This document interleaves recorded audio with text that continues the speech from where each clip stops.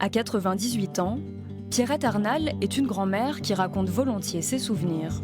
Je suis née donc à Tulle le 10 février 1920. Ça fait déjà un fameux bail. Je ne pensais pas arriver à cet âge-là. Alors qu'elle a 19 ans, elle est réquisitionnée comme infirmière dans cette manufacture d'armes. Dès 1937, la France se prépare à une guerre contre l'Allemagne. On n'entendait que des bruits nous amenant à la guerre.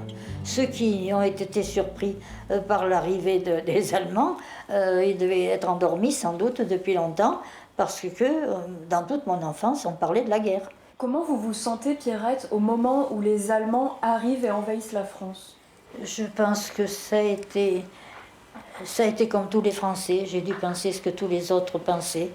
Un moment de stupéfaction, malgré tout, même si on était un peu préparé, moi, chez moi, voyez, un peu, oulala, c'était quand même effarant. Non, la peur, je ne l'ai pas ressentie, je ne sais pas ce que c'est. Je pense que nous devions tous avoir peur, mais comme c'était général, je pense qu'on ne ressent pas la peur comme quand on vous attaque au coin d'un bois.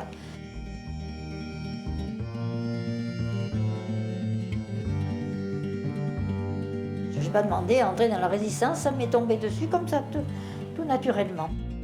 En 1942, un médecin de Tulle demande à Pierrette d'apporter de l'aide aux résistants. L'infirmière utilise le landau de son fils Alain pour fournir le maquis en couverture, médicaments et bandages. Vous auriez pu être tué à ce moment-là? Bien sûr. Bien sûr. Comment est-ce que... Mais je n'y pensais pas. J'ai jamais pensé à ça. Pierrette fait face à la misère et au massacre. Le 9 juin 1944, la division SS Das Reich va pendre 99 hommes au balcon de Tulle. C'est la barbarie SS dans toute son horreur. Et là, ce que vous voyez, là, c'était au moment des exhumations. Les Allemands ont fait creuser des tombes pour mettre les suppliciés dans les ordures. Ils ont été enterrés dans les ordures. 70 ans plus tard, Pierrette n'a pas oublié. À partir de son journal de guerre, elle a publié un livre qu'elle partage avec Franck, son petit-fils. Avec ses annotations, voilà le livre en question. Le voilà, Regardant la tourmente, ça s'appelle. C'est mon père, mon défunt père, qui voulait à tout prix qu'elle mette par écrit ses notes.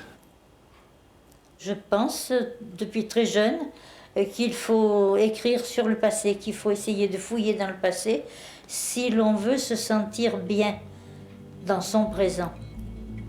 Passionnée d'histoire, Pierrette a rédigé de nombreux cahiers. Elle a offert ses récits aux archives publiques pour lutter contre l'oubli et transmettre son témoignage aux générations futures.